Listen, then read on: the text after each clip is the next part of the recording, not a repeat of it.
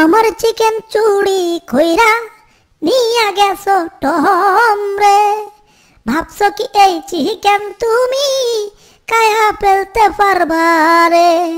তোমার পেট কাইটা চিকেন বাইর কইরা নিমু রে, কারণ আমার নামটা রাখছে সুন্দর ঝেরি রে। আহা, কত মোটা চিকেন রে বাবা, আর দেখতে কত সুস্বাদুই না দেখা যাচ্ছে। এটাকে আমি পুরো 1 বছর বসে বসে খেতে পারবো। জেরির কাছ থেকে চুরি করে নিয়ে আসছি, জেরি বুঝতেও পারে নাই যে তার চিকেন আমি চুরি করে নিয়ে আসছি।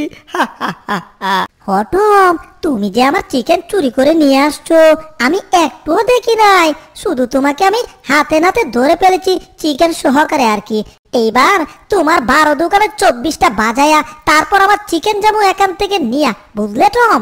এই রে, আমি তো ভাবছিলাম জেরি দেখে নাই আমি তার চিকেন চুরি করে নিয়ে আসছি, ভাবছি আর দেখবেও না। এখন তো একেবারে হাতে নাতে ধরে ফেলেছে।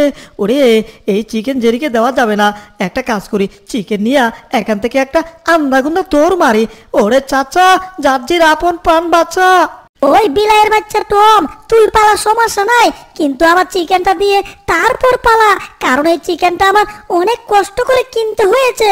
আমাদের সুপারি গাছের সুপারিগুলো চুরি করে আমি বাজারে বিক্রি করে তারপর সেই টাকা দিয়ে আমি এই চিকেনটা কিনেছি। এ টমের বাচ্চা, তুই আমার চিকেনটা দিয়ে যা বলছি। তার মানে জেরি, তুমি চুরির টাকা দিয়েই এই চিকেন কিনেছো?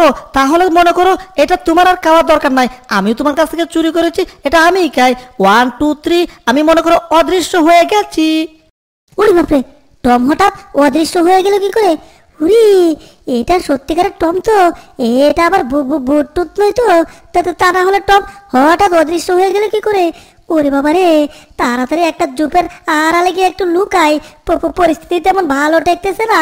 আহা, এই যাত্রায় আমি চুরি করতে সফল হয়েছি, জেরি আমাকে ধরতেও পারে নাই। তার মানে আমার এই চুরি বিদ্যাতে আমি এখন সফল হতে পেরেছি। যাই হোক, এখন এই চিকেনটাকে আমার খেতে হবে, তবে চিকেনটাকে একটু সুস্বাদু করে তারপরেই না হয় খাবো। তার জন্য কি দরকার? Tomato sauce. আর কি দরকার? ইনজেকশন, কারণ ইনজেকশনের ভিতর টমেটো সস দিয়ে ওই সুসের মাধ্যমে এই চিকেনের ভিতরে দিয়ে তারপর আমি এটাকে মজা করে খাবো। কত মজা হবে রে, দাঁতে তেল লাগাইয়া খাবো। ওরে বিলাইয়ের বাচ্চা, চুর বিলাই, তুমি এখানে গাপ্তি মেরে লুকিয়ে আমাকেও তুমি বোকা বানাচ্ছ। তুমি ভেবেছো তুমি সফল হয়েছো? ইম্পসিবল। দাঁড়াও, তোমাকে আমি এখনই আমার ওই ইনজেকশন গাড়িটা নিয়ে আসছি, তারপর ওই ইনজেকশনের গাড়ি দিয়ে তোমাকে আমি ইনজেকশন করব, এরপর তোমাকে মজা বুঝাবো যে চুরি করার সাজা কেমন হয়। তাও আবার জেরির চিকেন চুরি করেছে, মানে আমার চিকেন। দাঁড়াও, 1 মিনিট অপেক্ষা করো, আমি মাত্র 10 মিনিট আইতাছি। নতুন টেকনিকে আমি এই ইনজেকশনের মাধ্যমে সস দিচ্ছি এই চিকেনের ভিতরে। কিরে, এটা আবার কি আসছে? ওরে কাইছে রে, যে জেরি এখান থেকে করতে গেলো। হায় হায় রে, মনে করেছিলাম এই চুরিতে আমি সফল হয়েছি। কাইছে রে, জেরি যেই মুটা ইনজেকশন গাড়ি নিয়ে আইতাছে, এইটা দিয়ে যদি আমার একটা ইনজেকশন দেয় তাইলে মনে করো আমার বাঁচার আর কোনো অধিকার থাকতো না।